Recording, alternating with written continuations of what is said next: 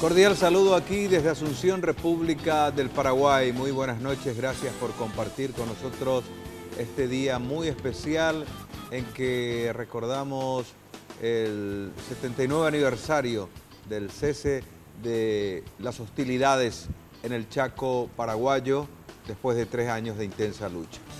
Es un honor compartir con ustedes el tema de esta noche porque va a significar recordar a los verdaderos héroes de la patria. Buenas noches, Mariana Pineda. ¿Qué tal, Oscar? Muy bien. Un saludo a toda la audiencia y un saludo en este día muy especial también a los excombatientes. Hay que decir que si bien los festejos o la condecoración, los actos de ceremonia han pasado para el lunes, hoy es el día en el cual nosotros conmemoramos justamente aquel cese de las hostilidades, que por supuesto fue el protocolo de paz, luego viene la firma del tratado. Vamos a entrar en un ratito en los datos históricos, pero yo creo que hoy, Oscar, corresponde hacer un homenaje a los excombatientes de la Guerra del Chaco, a las familias que tienen en casa un excombatiente, a aquellos que todavía están con vida, afortunadamente, a aquellos que han perdido a sus abuelos, a sus padres, que fueron combatientes y que durante la lucha justamente en la Guerra del Chaco perdieron la vida, entregaron su vida en realidad peleando por un ideal. Yo tengo que hacer un saludo especial, así es que quiero enviar un saludo muy especial al señor Carlos Américo Chávez del Valle. Él es tío abuelo, digamos. Nació el 3 de noviembre de 1912 y este año cumple, si Dios quiere, y sigue con nosotros 102 años de vida. Realmente es un honor y yo creo que los que tenemos en casa un excombatiente valoramos de una manera especial y diferente esta fecha. Así es que en nombre de él, en realidad, a todos los excombatientes un saludo especial. Ese es el objetivo, sí. Destacar una figura, un nombre, un protagonista para extender a todos nuestro saludo, nuestro cordial afecto y nuestro reconocimiento por sobre todas las cosas. Porque, ¿sabes por qué, Oscar? Porque yo leo, quedan vivos 700, 600, como si fueran así números, sí. Y cada una de ellas son personas que para esa familia son importantes y lo han sido sin duda también para el país. No son números ni creo que deben ser números para la sociedad, porque las estadísticas no pueden superar el heroísmo, la abnegación y por sobre todas las cosas el patriotismo de jóvenes paraguayos que fueron a ofrendar sus vidas. Algunos dejaron en el Chaco. Tengo entendido que hay 30.000 paraguayos que no pudieron regresar, pero los que regresaron vinieron con la esperanza tal vez de ver un país desarrollado, un país con prosperidad, un país con alto grado de patriotismo de parte de sus ciudadanos. Creo que todos los que fueron a luchar esperaban otro Paraguay, Mariana. No el Paraguay que hoy tenemos, no el Paraguay que hoy, a pesar de su esfuerzo, a pesar del intento de ser una nación consagrada ya dentro del ámbito de las naciones internacionalmente hablando, aún nos queda mucho por hacer. Sí. Hay muchas cosas pendientes. Yo creo que ahí hemos decepcionado a nuestros héroes de la Guerra del Chaco y por supuesto a todos los héroes que estuvieron antes. Sí, seguramente este no es el Paraguay que esperan ni tampoco es el Paraguay que se olvida de ellos, que muchas veces los recuerda solo cuando hay que convocarlos para algún desfile, para alguna medalla simbólica y no al momento de reconocerlos, por ejemplo, como lo que más necesitan con un acceso a la salud como deberían de haber gozado ya desde hace tiempo, que en realidad no es una cuestión privativa de los excombatientes, sino de muchos ciudadanos paraguayos. En realidad un análisis a partir del caso, pero nuestra intención es hoy, por un lado, homenajear, como lo decíamos, a los excombatientes, a aquellos que están con vida, a las familias de ellos, por el otro lado, repasar un poco lo que representa este día para nuestro país, de una historia no tan lejana, una historia casi reciente, pero que tuvo consecuencias terribles para nuestro país, la famosa polémica de se ganó la guerra, pero se perdió el territorio, etcétera. Bueno, rememorar un poco todo esto y traer esos detalles de lo que ha sido parte de nuestra historia. Y queremos precisamente graficar aquí en un material que vamos a emitir lo que significó este momento dentro de la historia de nuestro país, lo que fue la encarnizada lucha por defender el territorio nacional y todas las otras aristas, todos los otros aspectos que hacen referencia a esta fecha tan significativa que hoy recordamos. Este es el material.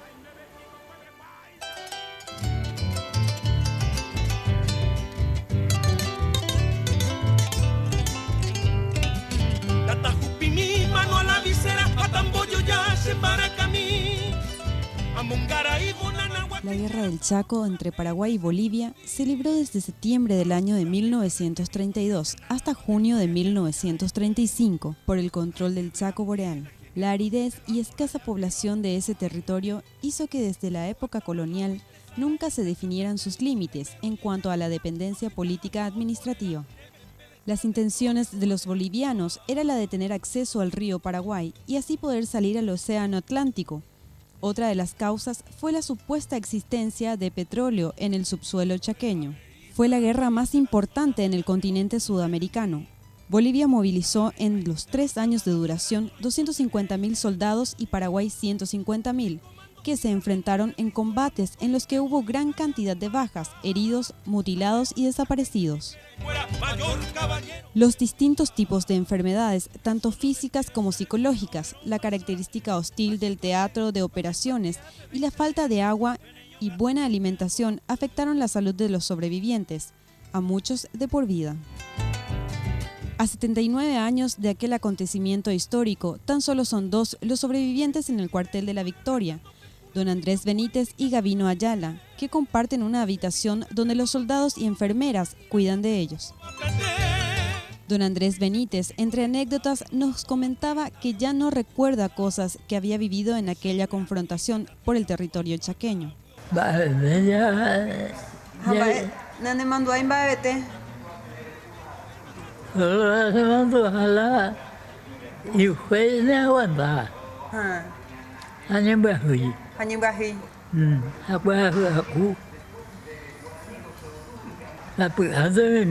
4 o 5 días. Hace como 2 días se vine. ¿Cuántos años vos tenías cuando te fuiste a la guerra? 17 para 18 años. Ambos, con 101 años de edad, prácticamente ya no salen de su habitación, debido a las limitaciones de salud. Si bien no tienen necesidades materiales, carecen de afecto. Y necesidades ellos no tienen lo que la necesidad que tienen de afecto, de cariño, de parte de su familiar y demás cosas. Y después el resto tienen todo ellos acá. Necesidades no están pasando, por suerte. Sí, nace familia del Mañubi. Nace gente del Mañubi. Yo mando un papá, hermano, hermana, nace en Mañubi. ¿Nande Membuy? No. ¿Nande chica era que pues? A cosa, mira, cosa, no es. ¿De Mbireco, mamá? Se mira, cosa ya, güey. Es ya, pues. Pero hasta para un año. Ya, güey. Ah, o para la guerra, esto para llevar, ¿ves? Hasta para de hasta mundo coche pura mi a Mongaraí, Bananaguatisera, hace regimiento que se puyutí. Número 13, ese regimiento Tamoñaromento Yecua. Fortina, Nagua, ese campamento, la muralla viva, Olleja. Fortina, Nagua, ese campamento, la heroica quinta, esa división. Número 13, ese regimiento, solito el 1 se batalló.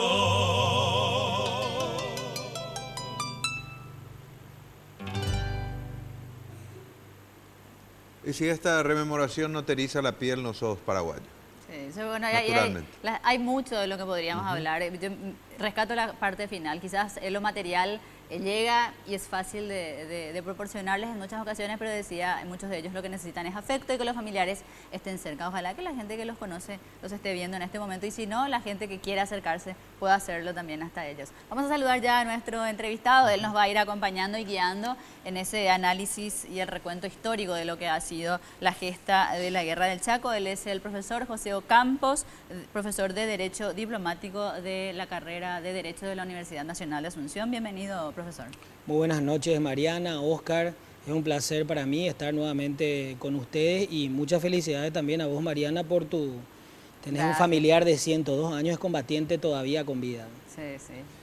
Así es, doctor Ocampos. Vamos a desarrollar aspectos resaltantes de esta gesta histórica con usted cuando volvamos de la pausa y poner énfasis particularmente en lo que tiene como propósito el programa de hoy, reconocer la valentía, el patriotismo de estos hombres cuya herencia o cuya heredad prácticamente ha desaparecido.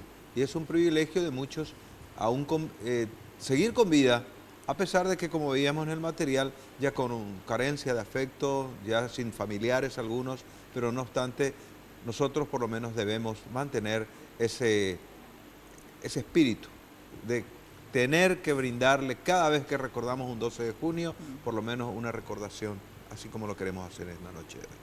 Así mismo. Bueno, en nombre de ellos va a ser este programa. Nosotros tenemos que cumplir con una pausa. Al volver hablamos de historia.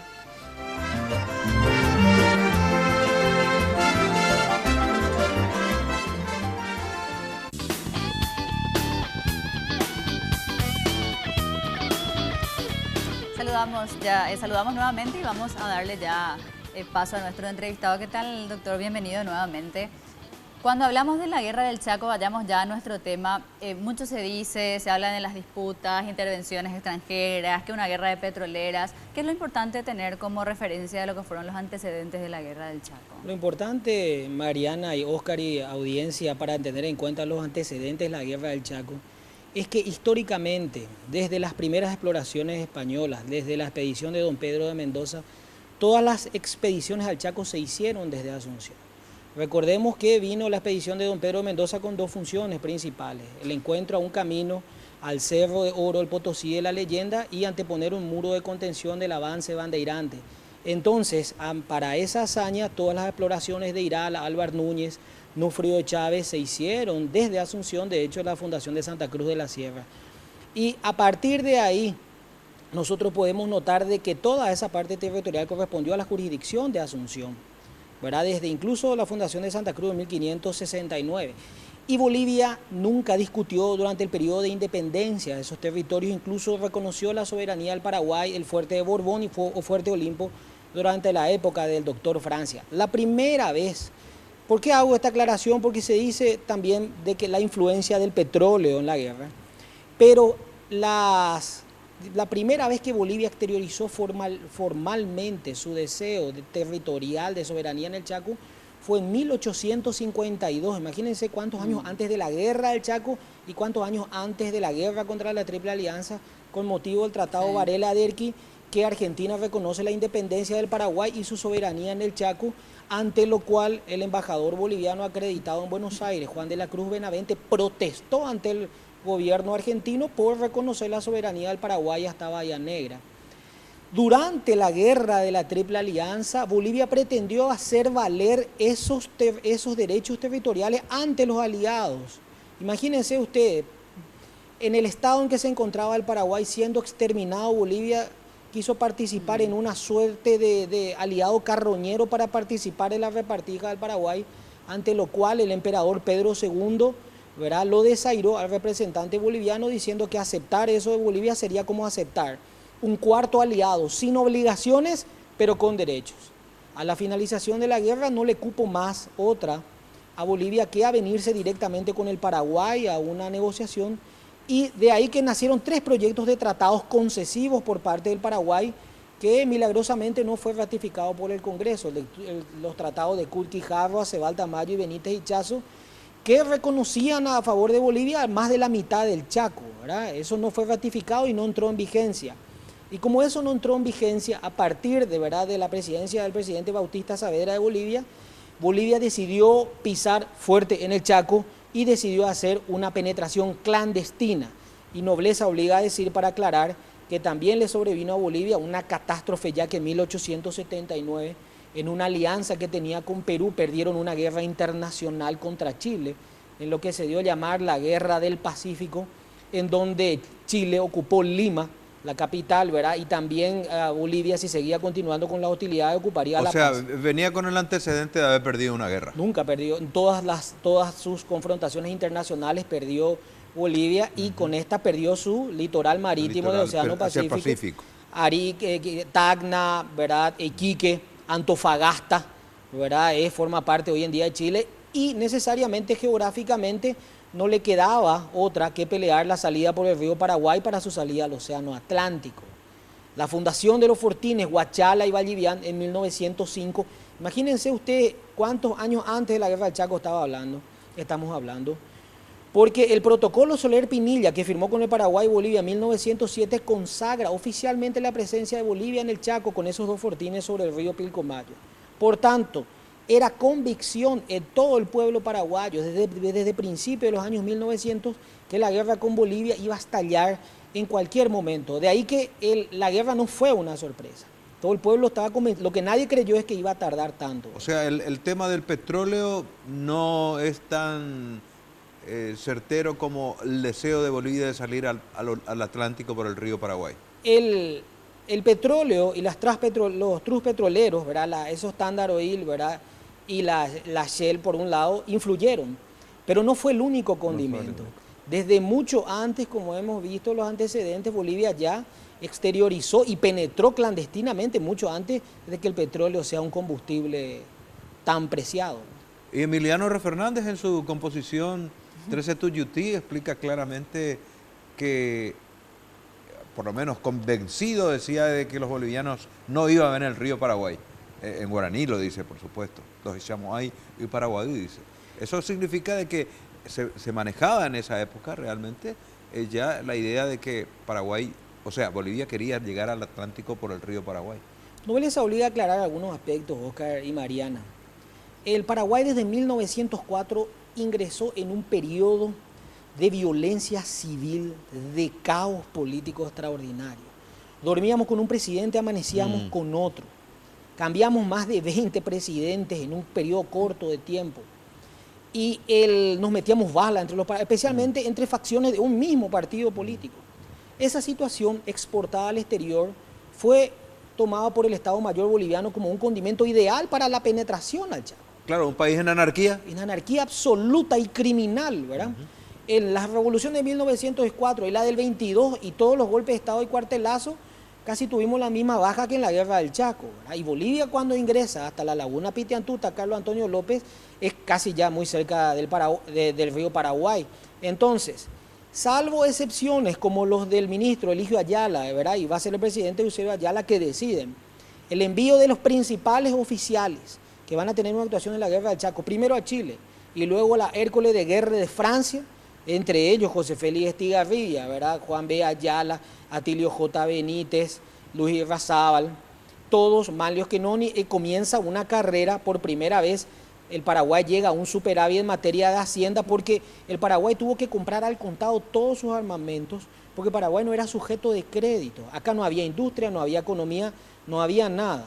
El Paraguay estabilizó su por el problema político que veníamos arrastrando para comprar, y así lo hizo en una misión encabezada por el general Manlio Quenoni y el coronel Arturo Bray. Ahora, cuando se habla de la guerra en sí, ¿por qué se valora o se habla mucho también de la estrategia paraguaya, incluso de la figura de Estigarribia, etcétera? ¿Cómo fue la estrategia en el planteamiento ya de la guerra en sí y las sucesivas campañas, profesor? Mira, gracias a Dios primó el criterio. El Paraguay inicia la guerra con un teniente coronel al mando, imaginemos eso. Del otro lado, un general en Bolivia, como va a ser el general Hans Kuhn, un teniente coronel. Gracias a Dios primó la idea de este teniente coronel, porque la idea de los oficiales más antiguos, el general Rojas y otros, era establecer una línea de defensa sobre el río Paraguay. A lo que Estigarribia respondió, y una oficialidad joven, que en tal sentido eso sería conceder la totalidad del terreno, y que al contrario, había que salir a impactar a Bolivia lo más lejos del río Paraguay. Y para ese efecto, Estigarribia, lo dice David Zuck, va a ser un punto intermedio entre ambas guerras, y es la primera vez en la historia que va a interponer un concepto de estrategia de maniobra a un concepto de guerra estática. ¿Qué significa eso, Oscar y Mariana?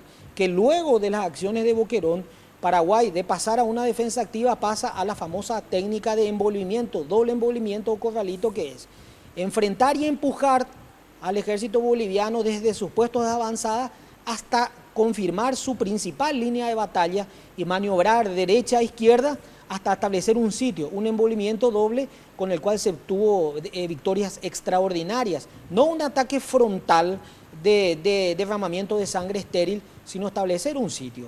Por eso es que José Félix Estigarribia es considerado un precursor del Rommel, de la Blitzkrieg alemana durante la Segunda Guerra Mundial, de la guerra relámpago, porque antepone el concepto del movimiento, porque durante la Primera Guerra Mundial sabemos que era era común que ambos ejércitos se pusieran en una línea, uno frente a otro, y era un combate casi cuerpo a cuerpo. Doctor, se dice de que la guerra se conoce cómo y cuándo comienza, pero no su final.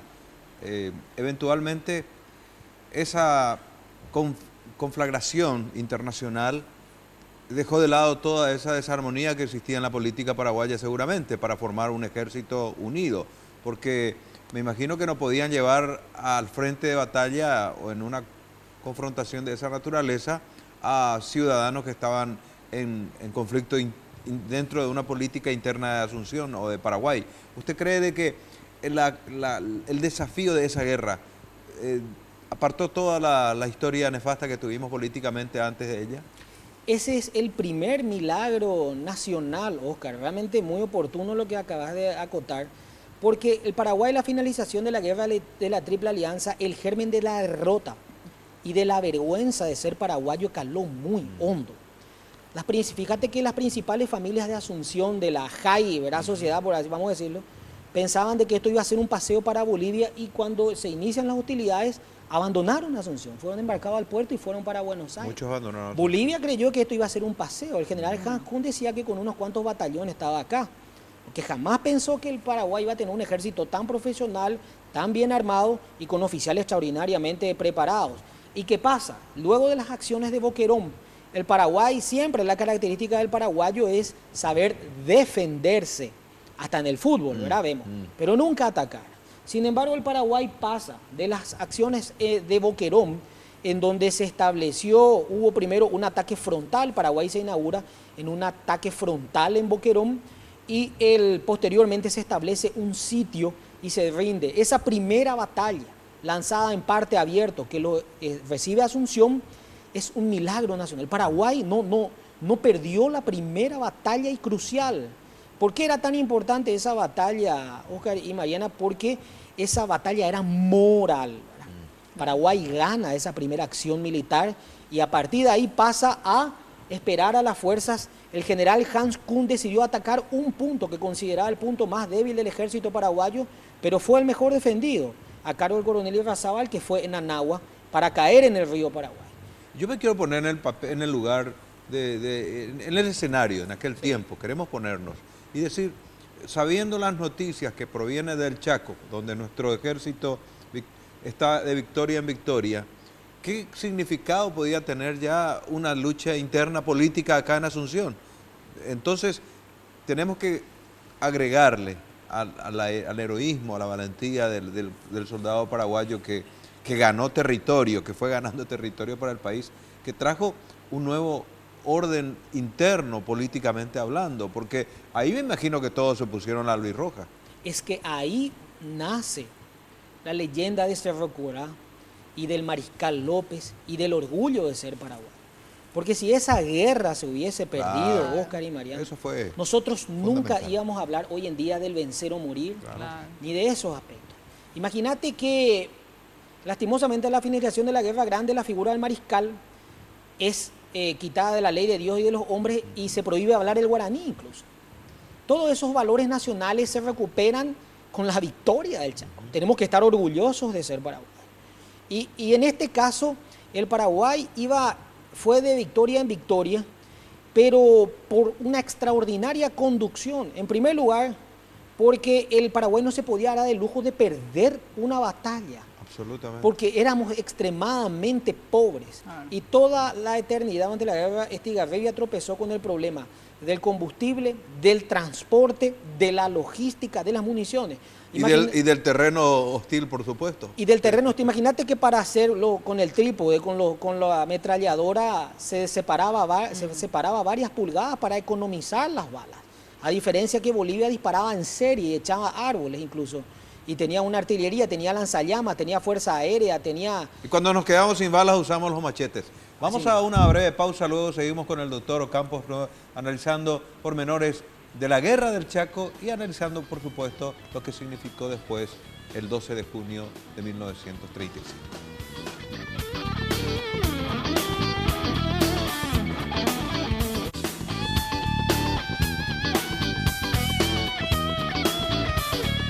Queremos queremos compartir con ustedes imágenes de Rakiura Country, el barrio cerrado, el complejo habitacional del grupo Rakiura. Calles de doble avenida, pavimento de hormigón armado, árboles frondosos, mucho verde, mucha naturaleza. Si ustedes me preguntan, a mí este es el lugar donde yo quisiera vivir. Seguramente ustedes también, así es que les recomiendo que vayan y que conozcan lo que es Rakiura Country. Tecnología de punta desde el pórtico de acceso. Llevan el título, una vez que tengan el lote de Rakiura Country, ya tienen inmediatamente la membresía de Rakiura Resort Day. Es como vivir de vacaciones, pero todo el año. Rakiura Country. Debe apasionar, doctor Ocampos, hablar de eventos bélicos, particularmente cuando uno tiene los elementos y los argumentos como para analizar los diferentes detalles de una guerra, ¿verdad? Y allí no se puede hacer un análisis muy frío, muy aleatorio tampoco, porque no es nada convencional. Una guerra es esa, ¿verdad? Es una guerra. Y nadie sabe el final y ni de qué manera concluye. O sea, y el protagonista es el hombre, fundamentalmente. Por más de que hoy las guerras modernas puedan determinar triunfos o derrotas en base a la calidad de armas que posea, creemos de que por sobre todo valen los recursos humanos.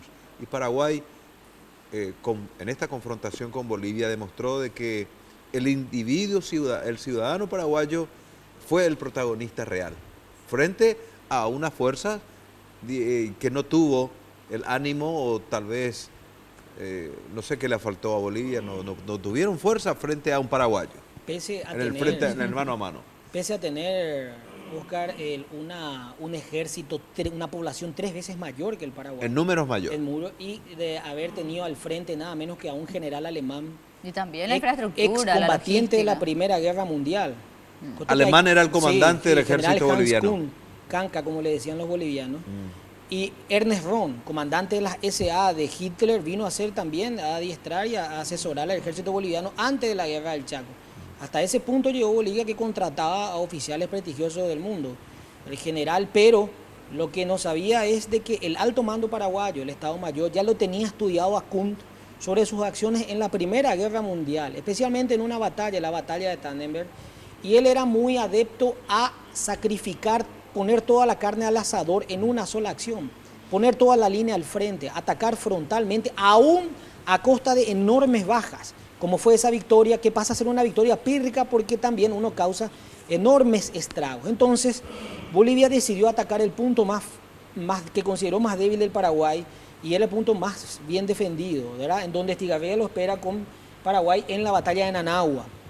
Paraguay planteó una defensa en posición rombo, vamos a decir, o erizo, en distintas islas para tener por primera vez un concepto de defensa activa.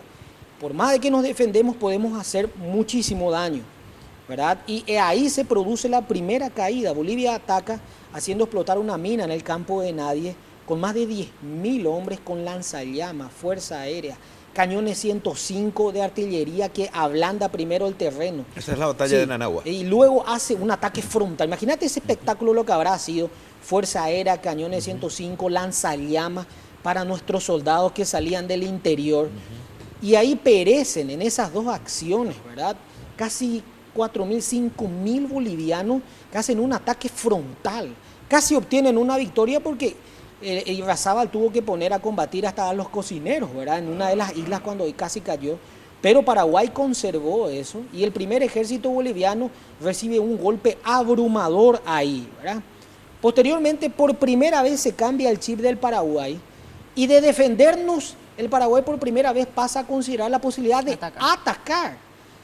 Podemos reírnos, pero eso jamás nosotros no íbamos a imaginar. Y el Paraguay pasa justo unos días antes, en 1933, de las acciones de Campo Villa, visitan los observadores de la Organización de Estados Americanos, en ese momento la Sociedad de las Naciones, entre ellos un general francés, Freidelberg, y le consulta a Estigarribia y le dice, la guerra tiene vaivenes, le dice, ¿y cuál es su opinión? Y él le dice, la caída del ejército boliviano es una cuestión matemática. Verá usted, general, y acuérdese de mí. Entonces, el deseo del Paraguay durante toda la guerra era destruir al ejército boliviano en una batalla decisiva. Y así lo hizo con esa maniobra Centeno-Gondra, en donde Franco el coronel Franco, ¿verdad?, se desprende de su orden principal, avanza 70 kilómetros, tuerce a la derecha y nuevamente se hace eso por el flanco derecho y se produce un doble envolvimiento en una acción extraordinaria y se rinden 2 divisiones bolivianas, 10.000 hombres. Doctor, ¿y cómo se podía ejecutar esa estrategia cuando la logística estaba muy lejos de ellos? Nosotros teníamos que mandar todo de Asunción. Imagínate, claro, era el río Paraguay con las cañoneras Paraguay-Humaitá, ¿verdad?, hasta Olimpo, el tren Casado, hasta, y los choferes. Sí, claro, hasta Punta Rieles y a partir de ahí los choferes del Chaco. Pero esas acciones aún son, digamos, relativamente cerca. Va a ser en el 35 cuando el Paraguay cruza el Parapití. Ahí sí lo que decís, llevar desde Asunción hasta la cordillera de los Andes logística fue algo extraordinario. Pero en esa acción Paraguay destruye el otro ejército boliviano en la maniobra de Centeno Gondra en Campoilla. ¿Qué era eso? Consistía, la orden era empujar la línea avanzada de Bolivia hasta que compruebe usted la principal línea de batalla. Una vez que se comprueba, se comienza a maniobrar, derecha o izquierda, y cuando ambas columnas se encontraban, cantaban el himno nacional. Y eso desmoraliza a un ejército que está en desventaja. Ellos gritaban el grito de pilas en la retaguardia. ¿Quién eran los pilas? Nosotros. Porque la tropa y los oficiales peleaban descalzos, ¿verdad? Los pilas, gritaban pilas en la retaguardia y ya se desbandaban, ¿verdad? Eso nobleza obliga a decirlo. Y a partir de ahí, el Paraguay comienza a expulsar, vamos a decir, del territorio del Chaco completo a Bolivia y establece una de las hazañas más extraordinarias, Oscar y Mariana, que es la captura de los únicos pozos de agua en el norte del Chaco, que es en Irendahué. Vital. Y para esa misión suicida, cuando lo recibe un coronel que estaba en situación de retiro, que es incorporado para la guerra con 65 años, que fue el coronel Eugenio Agaray, sabía que era una orden para morir, pero él no lo pudo decir a sus oficiales. Esa era casi imposible del 1 al 10 que logren. Y el Paraguay avanza casi 65 kilómetros sin hacer fuego, sin hablar, sin abrir picada para no ser detectado por la Fuerza Aérea. Creo que no en vano uno le dice hoy a quienes están vivos y a quienes no, ahora que fueron héroes de la Guerra del Chaco. Nosotros tendríamos que besarlos todos los días. Ahora, doctor, profesor, estamos llegando a la parte final. Quiero hacerle esta pregunta que creo que es más bien de protocolo. El popular, o en realidad esto de no ganar la guerra, o sea, de ganar la guerra pero perder territorio. Hubiese sido mejor no perder la guerra pero no perder territorio.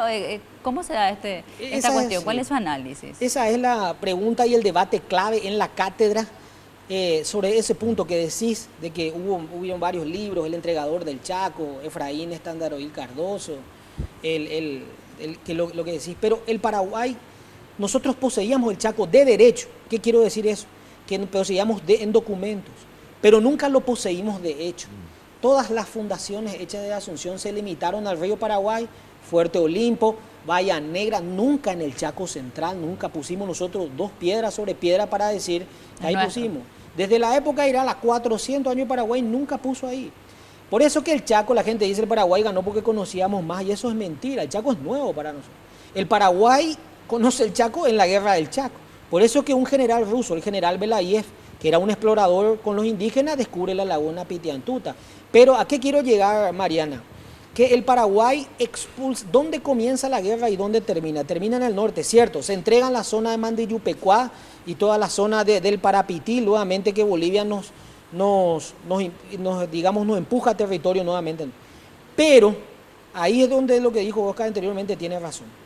El soldado paraguayo tenía poco menos de 60 kilos, disentería toda la campaña, ya no teníamos más aquí hombres, la logística era un problema y Bolivia de la nada levantó un ejército de 62.000 hombres, porque Bolivia hizo el llamamiento general recién al terminar la guerra. Y usted sabrá, doctor Campos, que los historiadores siempre van a tener sus párrafos de cuestionamientos en todas las cosas que revelan, pero no obstante hay una realidad que nosotros con nuestros ojos estamos viendo.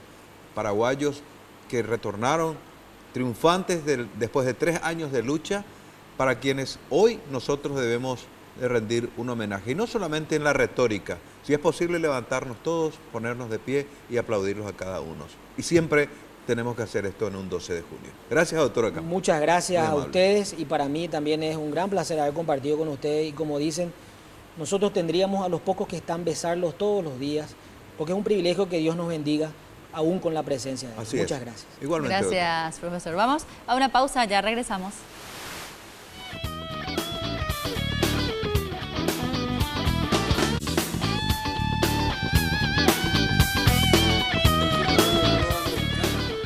Yo quiero tomarme unos segundos para agradecer, como lo hago cada noche, a la gente que me acompaña en Siglo a Siglo. Un saludo muy especial a las profes de la Academia de Romy, que hoy me estuvieron peinando, maquillando. Un saludo especial a la profe Miriam por el peinado. También gracias a Rosana Rojas por el maquillaje y a Luzandra por la asistencia en el maquillaje, también el lavado y de todo un poco. Y también gracias a Janina Bullari. Ella es una diseñadora joven, talentosa, y me asesora con la vestimenta, el vestuario, el look para cada noche aquí en Siglo a Siglo. El teléfono de Yanni Bullari está en pantalla para las que me preguntan por las blusas, los vestidos y las ropas que suele usar. Tienen ahí el número de Yanni, llámenle por teléfono. Ella tiene prendas maravillosas, hermosas y con precios fabulosos. Y también gracias a Boxes Casual Shoes por los calzados. Para cada noche hay ofertas especiales ahora que llega el Día del Padre, así es que lleguen hasta cualquiera de los locales de Boxes Casual Shoes.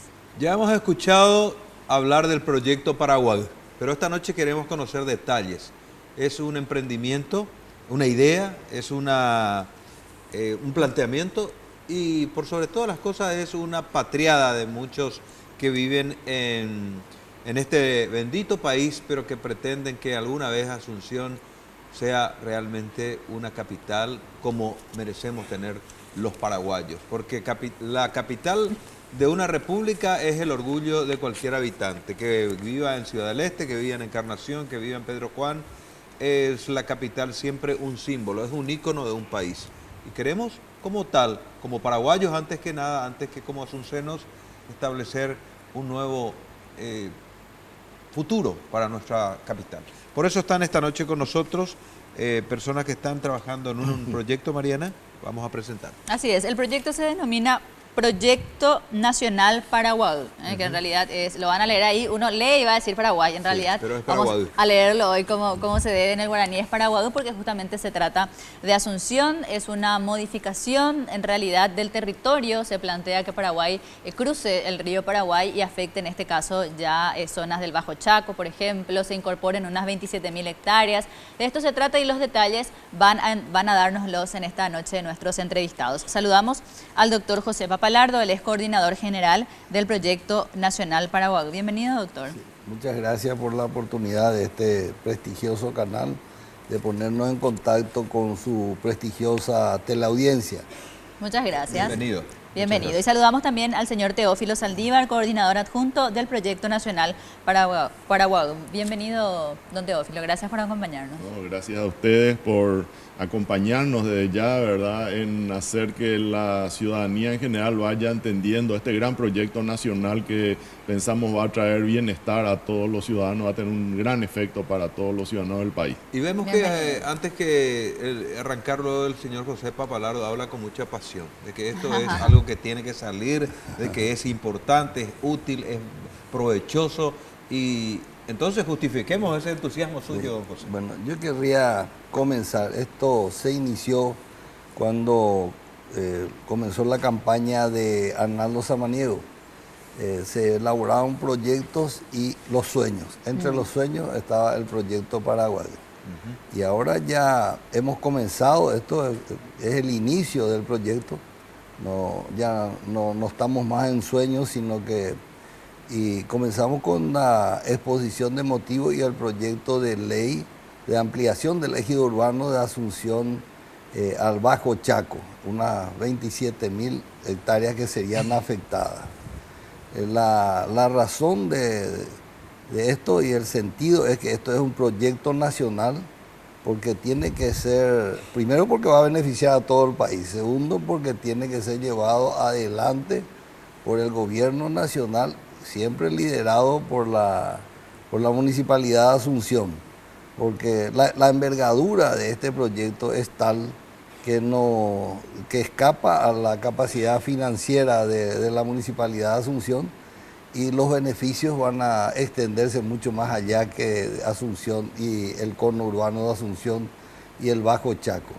Y tiene como la razón de por qué lidera Asunción, es porque Asunción es capital, el concepto de capitalidad es muy importante, su vecindad con el río, es la ciudad más emblemática y es el centro de la economía paraguaya, centro social y económico del país. Y el poder está político aquí. también. El poder político también está ahí. Y es fundamental para que este proyecto tenga andamiento y en el corto plazo se transforme en una ciudad, que la capital, los poderes públicos, comenzando por el Poder Ejecutivo, se trasladen al Chaco. Este es el sentido, porque al trasladar los poderes públicos al Chaco, se traslada la residencia de los funcionarios públicos.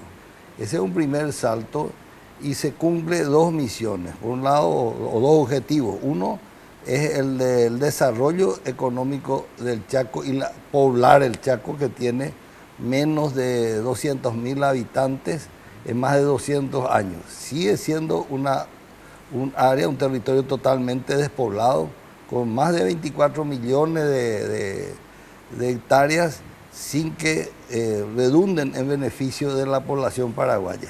Ahora, además ¿cuál es el objetivo, digamos, para compartirlo con la audiencia? Sí. ¿Es solo anexar territorio y bueno, Asunción va a ser más grande, o cuál va a ser el efecto de esa ampliación que se va a ver en realidad en un espacio territorial, pero que va a traer, me imagino, otras consecuencias? ¿Cuáles serían? Bueno, primero que nosotros estamos un poquito en contra del concepto de anexión, ¿verdad? Sí. Porque al final el territorio es del Estado paraguayo y la división política se realiza para efectos administrativos. Por razones de mejor servicio a la sociedad paraguaya, a la gente. Y esto es lo que no tenemos que perder. Si se divide en departamentos y en municipios, es para atender mejor a la gente. La gente cree, muchos de los políticos, algunos de los políticos, para obtener royalties.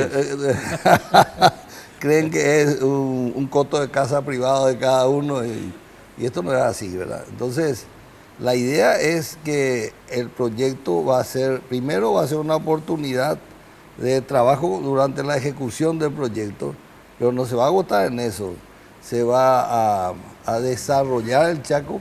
El plan de urbanización en este momento, Teófilo, está en auge. Ha crecido la demanda, por lo menos la oferta de terreno está en su máximo nivel en este momento. Nosotros sufrimos muchísimos problemas. En primer lugar, hay que entender, cuando hablamos de Asunción, hablamos del Gran Asunción, el conurbano asunceno, porque esto es una gran ciudad dividida en varios municipios, pero la realidad es que es una gran ciudad de 2.600.000 habitantes. Así es. Y los problemas que tenemos muchas veces no entendemos de dónde. Hablamos de problemas de transporte, problemas de seguridad, problemas de servicios. Y el origen de esos problemas es que tenemos una ciudad que creció en forma totalmente anárquica, desparramándose en un área de 180.000 hectáreas hoy en día, con una densidad promedio de 3 habitantes por hectárea, lo cual hace imposible brindar servicios. El costo, nosotros hicimos un análisis. Convertir esta área en una ciudad moderna costaría 100.000 millones de dólares. Y encima mantener eso. Y lo mismo no se resuelve el problema de gente que 60 kilómetros tiene que viajar para ir a su fuente de trabajo, 4 horas al día sentado en un colectivo. Los colectivos no pueden ser de buena calidad si tienen que entrar en caminitos rurales. Este problema que tenemos ahora de los damnificados. ¿Por qué la gente viene y se asienta realmente en estero, ¿verdad? Sí. Para vivir algo que parece más un chiquero que un lugar, vamos a ser honestos, ¿verdad? Y lo hacen eso porque la alternativa, si no, es vivir a 50 kilómetros, ¿verdad? Y tener que venir todos los días. Entonces, tenemos que darle una solución a la gente para que viva dignamente. Entendiendo medianamente el proyecto, particularmente don Teófilo y doctor Papalardo, creo que hoy la ciudadanía va a aplaudir y apoyar esta idea. Primero porque uno es víctima del problema que señaló don Teófilo, ¿verdad? De la falta de infraestructura, del transporte, de seguridad, de todo. Extendiendo Asunción hacia el Chaco es una nueva opción que se presenta, no solamente para el asunceno, es para los que habitan también la zona de Limpio, Mariano Roque Alonso, Emboscada, si miramos geográficamente el proyecto, se puede desarrollar una nueva Asunción en ese sector, don Teófilo. El tema es, hoy en día somos alrededor de 2.600.000 en el conurbano. Se calcula que para el 2030 vamos a ser 4,5 millones. ¿Y dónde si vamos? Hoy en día estamos así de verdad, hay que crecer para ¿cómo arriba. va a ser? Y el problema de la expansión al Bajo Chaco es muy delicada. ¿Por qué hoy en día no está poblado ese lugar? No está poblado porque no es fácil poblar. El Chaco no es fácil poblar. Con la tecnología hoy en día y con inversiones importantes donde pensamos la participación fuerte del sector privado, se puede brindar condiciones para tener garantía de que no vamos a ser afectados por las inundaciones. Claro, mirando todos los antecedentes actuales hoy. Entonces, ahí sí, ¿verdad? Por eso es preocupante que eso, si en el Bajo Chaco se repite nada más que el esquema de población que se hizo en Asunción, vamos a tener una desgracia mayor. ¿Verdad? En el 83 eso quedó totalmente bajo agua. Se imagina que tenga 1 millón de personas ahí y se inunde. ¿Verdad? El desastre va a ser monumental. Entonces es central que sea planificado, ordenado y con la infraestructura adecuada. ¿Cuál es el camino legal para lograrlo? Es decir, que esto se tiene que plantear mediante una ley, Ahora, lo define el Ejecutivo, el Congreso. ¿Cómo se da el camino legal? En esto el presidente Cartes nos ha manifestado su interés en el proyecto. Pensamos que él va a liderar esto acompañado del intendente de Asunción. La presentación de un proyecto de ley al Parlamento que cambia el ejido de la ciudad de Asunción, ¿verdad? Lo cual significa, entendemos, los municipios administran ciertas competencias, ni siquiera todas las competencias en determinadas áreas. Lo que se pretende es que ciertas competencias le competan al intendente de Asunción dentro de la área del Bajo Chaco, ¿verdad? Entonces esa ley es el primer paso, ¿verdad? ¿Cuál sería? ¿Tienen oposición ya en este momento, doctor? Porque bueno, nosotros... a prima facie uno diría, bueno, quizás aquellos que deban ceder la administración de parte de su territorio, como algunos intendentes, podrían tener una oposición primera. No sé si esto es así. Siempre en el Paraguay sobre todo, somos campeones de palo en la rueda. Por eso que somos el país. Con Bolivia ganamos el campeonato, pero de la cola. Igual que la selección nacional, ¿verdad? Entonces, no, mejor no hablemos de la selección y menos hoy, ¿verdad, doctor? Por favor. El tema es muy importante. Yo quiero agregar nomás de algunos de los problemas que mencionaba Teófilo, el tema del transporte, ¿verdad? La gente viaja de 2 a 4 horas por día. 2 a 4 horas por día y el costo del viaje, del transporte, haciendo un promedio de un recorrido de 30 kilómetros, es más de 1.400 millones de dólares al año. Y si reducimos al área como debiera ser, que la ciudad no se extienda más de 10 kilómetros, aunque sea un conglomerado como esto, tiene que haber una franja verde por razones de orden ambiental y para el abastecimiento de los perecibles.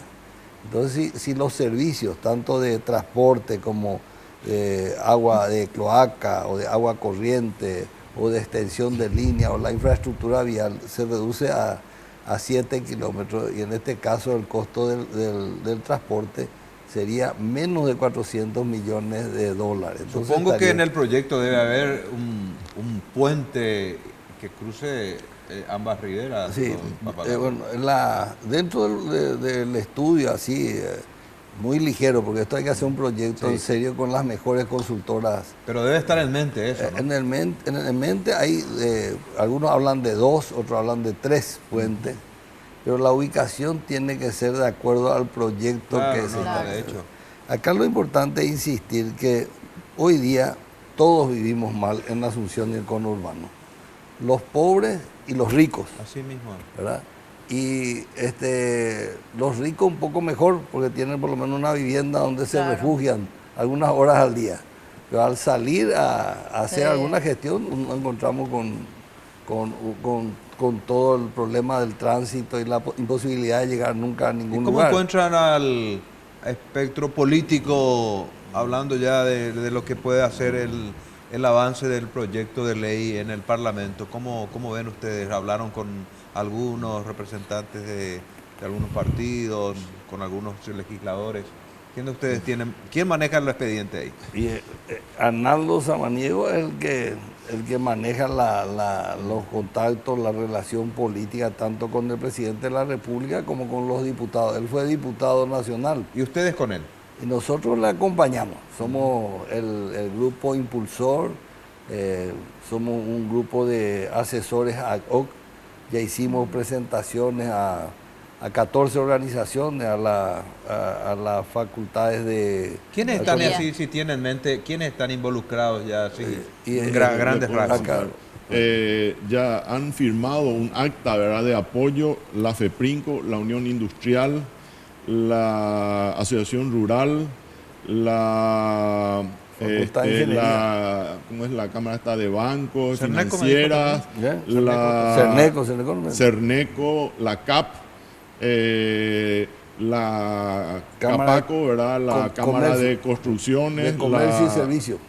Después la CAPAVI, es también de Viviendas y Infraestructura, la Cámara de Profesionales de la Construcción, la Universidad, la Facultad de Arquitectura, la Universidad Nacional, la Facultad de Ingeniería, la Universidad Nacional, la Facultad de Arquitectura de la Católica.